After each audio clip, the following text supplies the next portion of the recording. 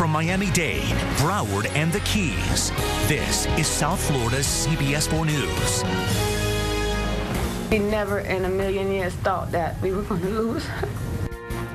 Now at 5:30, a family's pain when a loved one dies after a common cosmetic procedure. Thanks for staying with us. I'm Shannon Horry. And I'm Eliott Rodriguez. Tonight, that family is demanding answers after a woman went to a Lauderhill plastic surgery office last week and then died later that day. CBS 4's Ted Scouten tells us the clinic is already responding, saying a medical issue is to blame.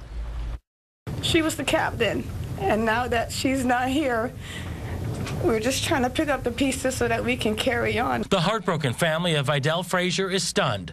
A week ago today, Frazer walked into a Strax Rejuvenation in Lauderhill for a common cosmetic procedure.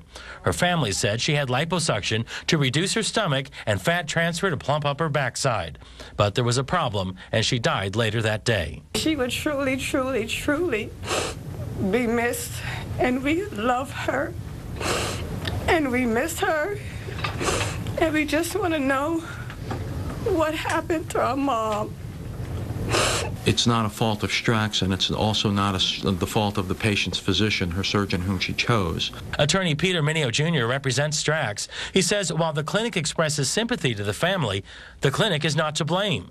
He said the medical examiner's office told him a fat embolism is the reason. Adipose tissue can get into the bloodstream and act just like an embolus, actually is an embolus, and block off blood to the heart. There's nothing that can be done about that once that happens. This same Strax clinic already faces a lawsuit for a similar case that happened back in December of 2010. That's when a 35-year-old woman died after a liposuction and fat transfer procedure.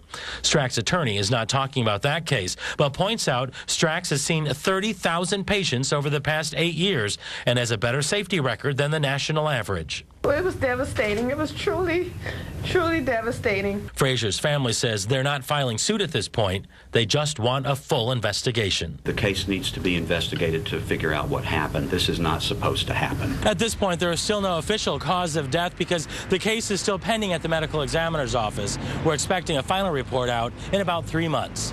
In Lauderhill, I'm Ted Scouten, CBS 4 News. Now all new at 5:30.